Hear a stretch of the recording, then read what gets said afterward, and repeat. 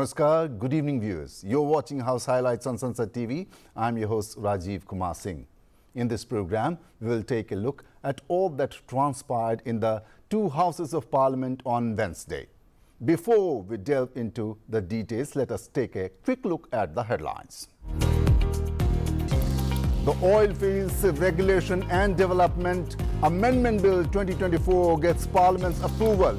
Union Minister for Petroleum and Natural Gas Hardeep Singh Puri responds to the discussion on the bill in the Lok Sabha, says the move will encourage exploration, production and investment in gas and petroleum. Rajya Sabha discusses the functioning of the Railways Ministry. The ruling party appreciates rapid progress in railway projects, high-speed trains and service improvements. The opposition accuses the government of privatizing railways, prioritizing premium trains and failing to prevent accidents. And government committed to protecting tribal interests, stresses the Tribal Affairs Minister in the Rajya Sabha, denies any harm to the environment or tribal communities due to the Great Nicobar project in Andaman and Nicobar. Education Ministry clarifies no NEET UG paper leak, irregularities under investigation.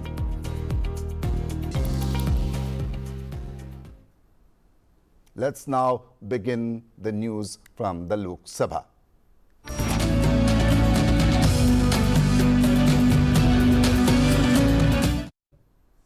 Replying to a query on ration cards to registrants under eShram portal during the question hour, Minister of Consumer Affairs, Food and Public Distribution, Prahlad Joshi, said that it was only under Prime Minister Modi that more than 80 crore people are being regularly provided free ration.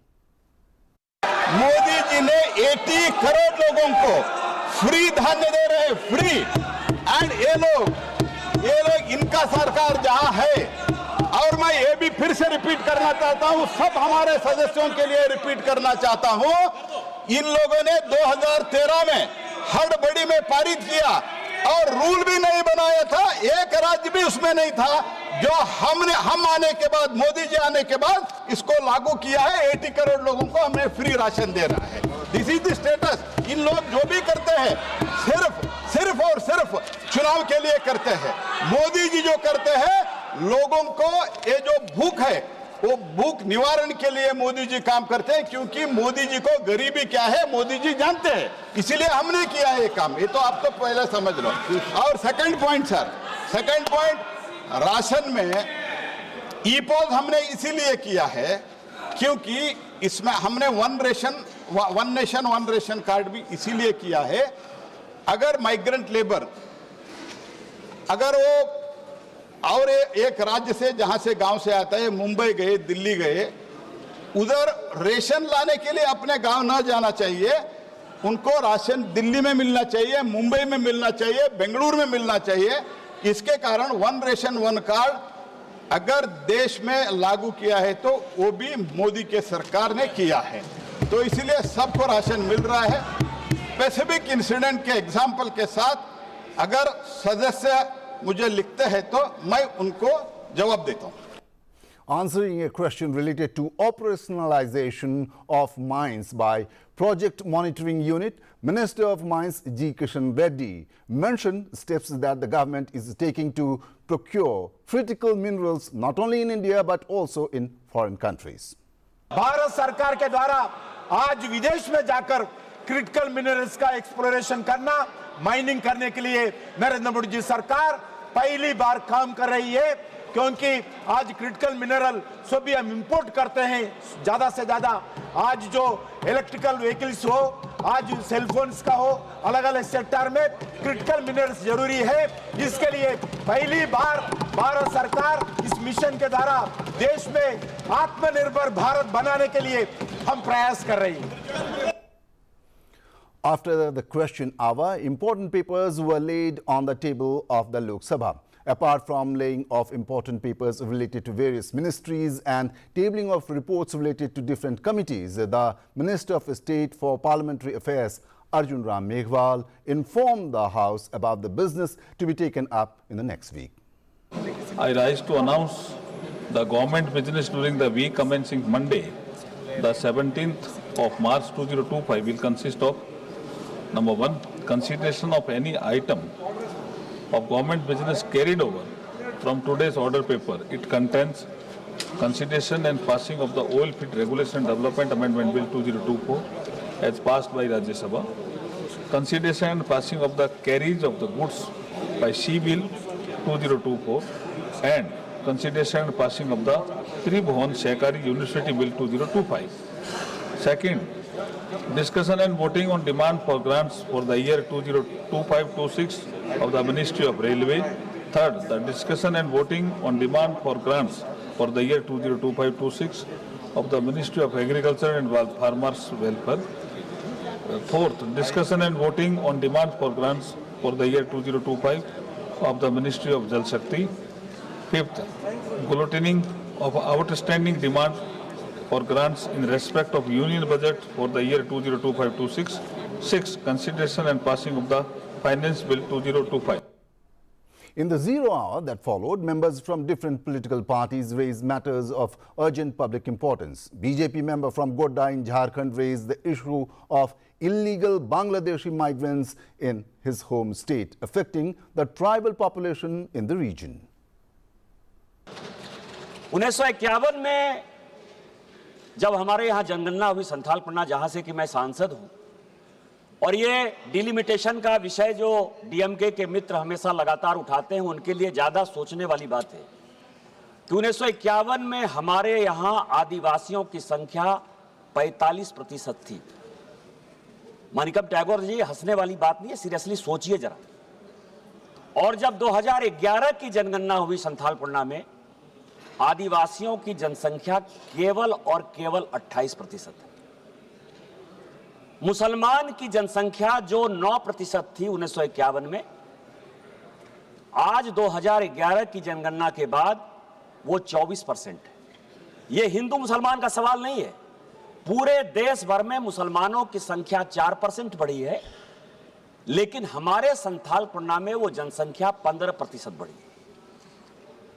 और वो सभी के सभी बांग्लादेशी घुसपैठिए हैं जो बंगाल के रास्ते मालदा, मुर्शिदाबाद, कालियाचक से लेकर किशनगंज, अररिया, उसके बाद पाकुड़, साहबगंज, गोड्डा, देवघर, दुमका, जामताड़ा, पूरा का पूरा ये फैलाव हो गया है। हम बाबा साहब अंबेडकर की बात करते हैं, और मैं आपको बताऊं सभापति महोदय, इस सदन के लिए आज डीएमके और तमिलनाडु पूरे अपोजिशन की बैठक कर रहा है, और हमारे भी मुख्यमंत्री जा रहे हैं वहां। डिलिमिटेशन जो है कैसे होगा, डिलिमिटेशन किस प्रकार से करना है, लेकिन कभी भी इस पार्लियामेंट में इसकी चर्चा नहीं हुई कि 2008 का डिलिमिटेशन हमारे झारखंड में नहीं हुआ है। इस देश में झारखंड नहीं है, हमारा ही राज्य एक ऐसा है जिसमें कि 2008 का डिलिमिटेशन नहीं हुआ। और क्यों नहीं हुआ? इसीलिए नहीं हुआ कि यदि डिलिमिटेशन हो जाता तो आदिवासियों की 1 लोकसभा की सीट और आदिवासियों की 3 विधानसभा की सीट कम हो जाती। यही कुलदीप सिंह के रिपोर्ट है डिलिमिटेशन कमीशन का।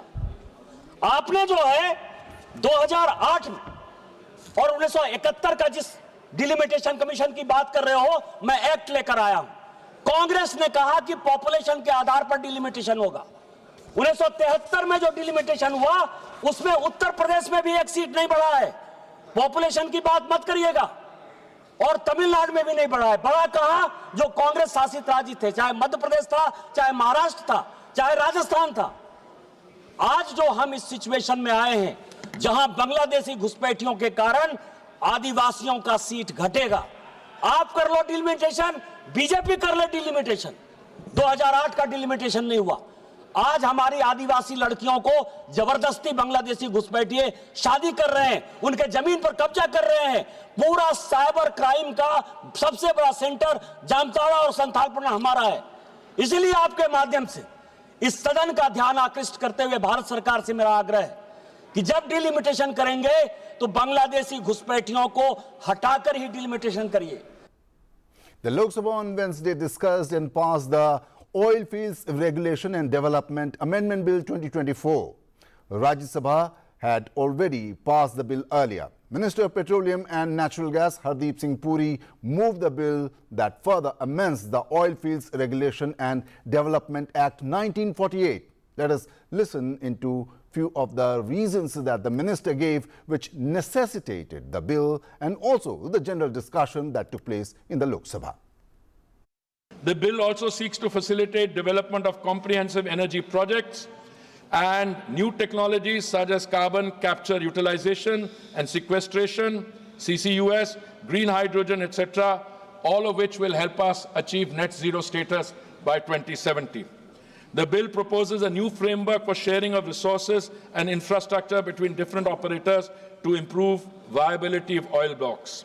Madam, the oil bill also aims to resolve one of the biggest grievances of global oil companies interested in investing in India by providing stability in operations, both in terms of tenure of the lease and condition.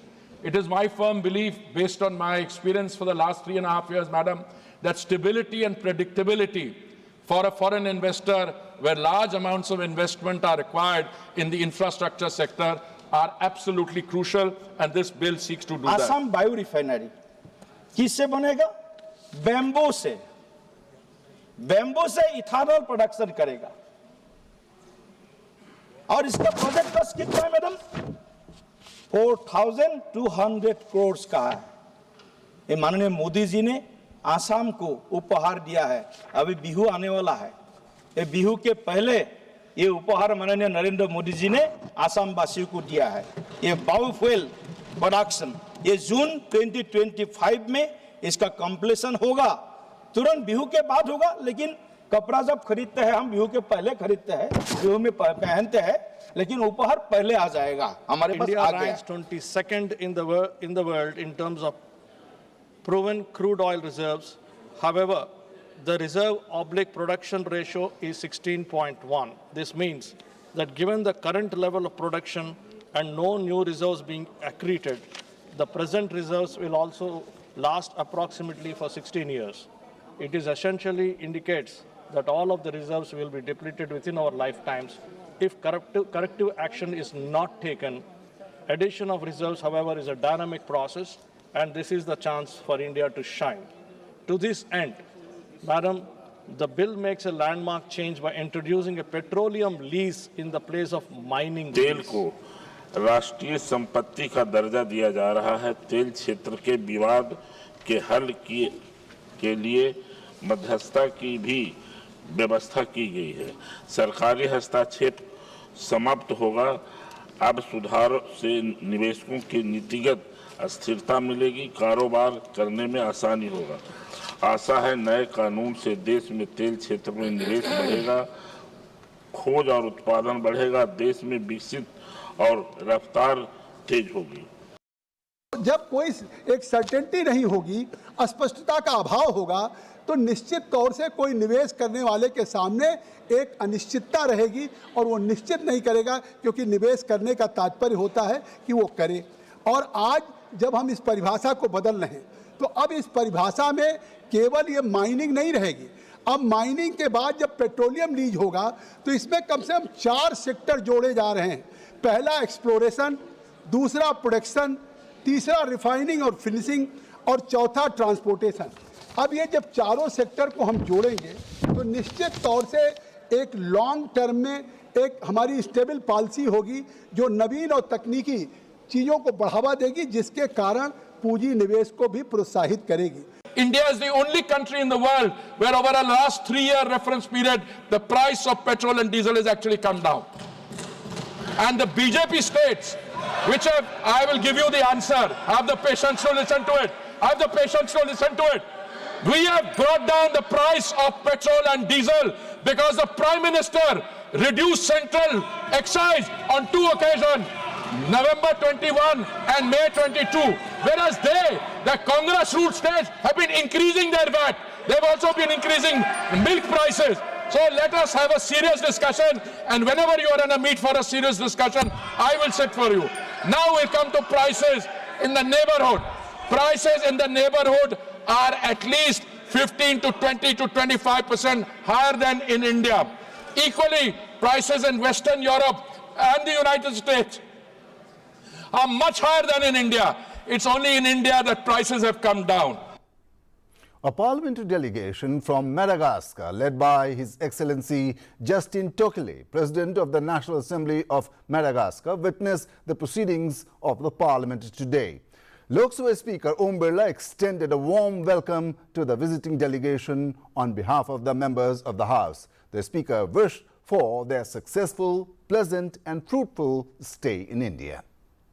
माननीय सदस्यगण, मुझे आपको ये सूचित करते हुए अत्यंत प्रसन्नता हो रही है कि हमारे सदन की विशेष दीर्घा में मेडागास्कर की नेशनल असेंबली के प्रेसिडेंट श्री जस्ता तुकेली के नेतृत्व में मेडागास्कर का संसदीय शिष्टमंडल उपस्थित है।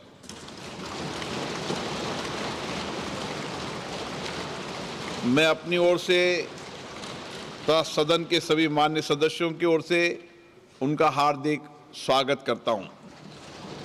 माननीय श्री जस्ता तुकेली और उनके उच्च स्तरीय संसदीय शिष्टमंडल की यात्रा भारत मेडागास्कर के परस्पर संबंधों की गहराई का प्रतीक है। उनकी यात्रा दोनों देशों के बीच द्विपक्षीय साझेदारी को और मजबूत करेगी। हम भारत में उनके सुखद, सफल एवं मंगलमय प्रवास की कामना करते हैं। उनके माध्यम से हम मेडागास्कर की संसद और वहां की मित्रवत जनता को भी शुभकामनाएं देते हैं। Now news from the upper house, the Rajya Sabha. During 0 hour in the Rajya Sabha on Wednesday, members from various parties raised issues of public interest and urged the government to take action.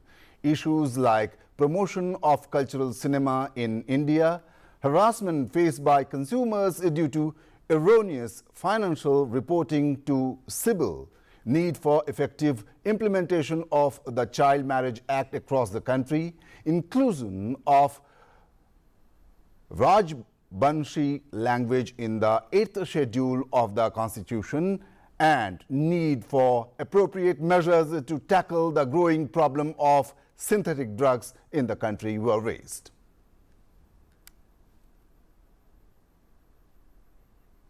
In Rajya Sabha on Wednesday, the government reiterated that the irregularities and discrepancies in the NEET examination are being investigated by the CBI. Minister of State for Education Sukanta Majumdar provided this information while responding to a question in the House during the question hour. कि मैं coat कर रहा हूं माननीय honourable supreme court ने जो REET petition हुआ था 335/2024 पैरा नंबर 84 में अगर हम देखें तो उसमें स्पष्ट रूप से बोला गया है, hence sufficient material is not on record at present which indicates a systemic leak or systemic malpractice of other forms.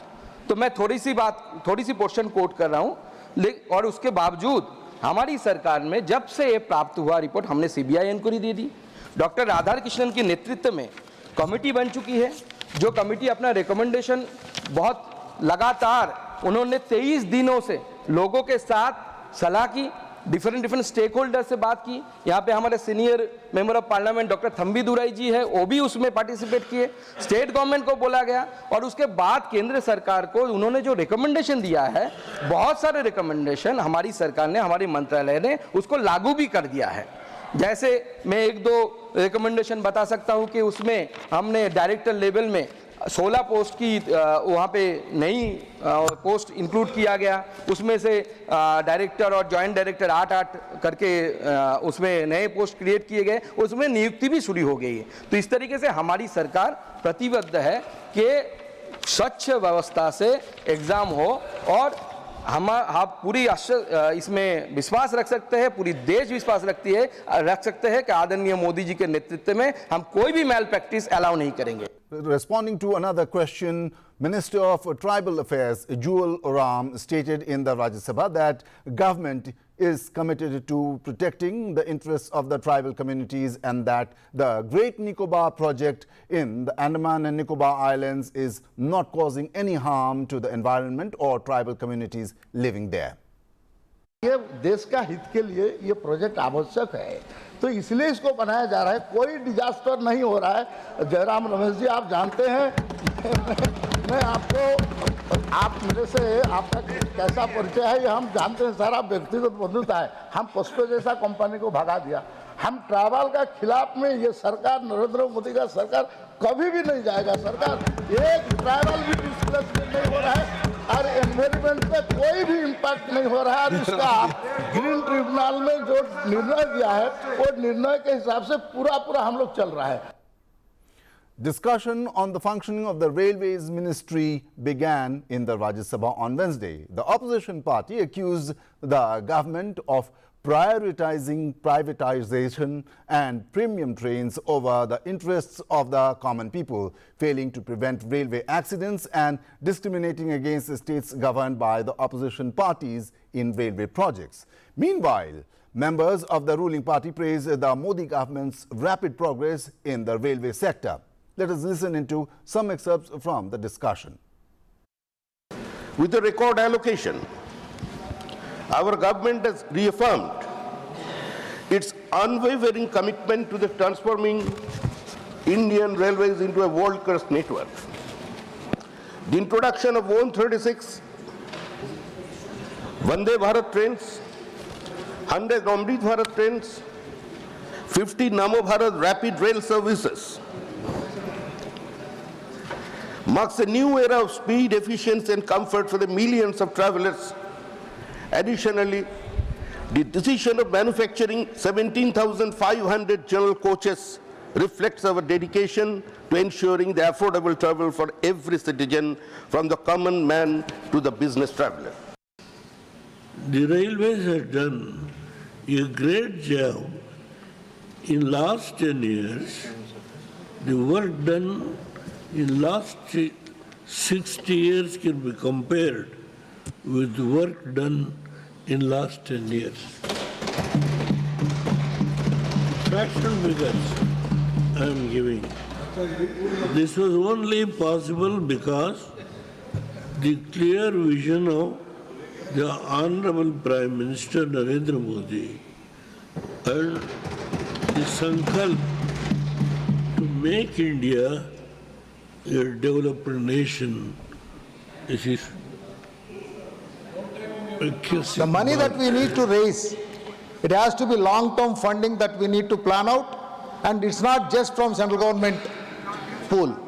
We have to also bring in participation from private, especially areas where the core technical and core mobility, I think, areas where, the track and other sides, where safety and quality is of highest priority, that should be kept with government railways. But I think the rest of the areas can be privatized. हरित पहल भारतीय railway 2030 तक शुद्ध शून्य carbon उत्सर्जन प्राप्त करने की दिशा में अग्रसर है। सौर ऊर्जा से संचालित स्टेशन, जैव शौचालय और नवीकरणीय ऊर्जा का उपयोग जैसी पहल इस लक्ष्य के प्राप्त करने में सहायक सिद्ध होगी। धन्यवाद देता हूं मंत्री जी को, जिस हिसाब से रेलवे में काम चल रहा है और रेलवे का नेटवर्क, रेलवे का में जितने लोग ट्रैवल करते हैं और देश दुनिया में अभी कुंभ हुआ।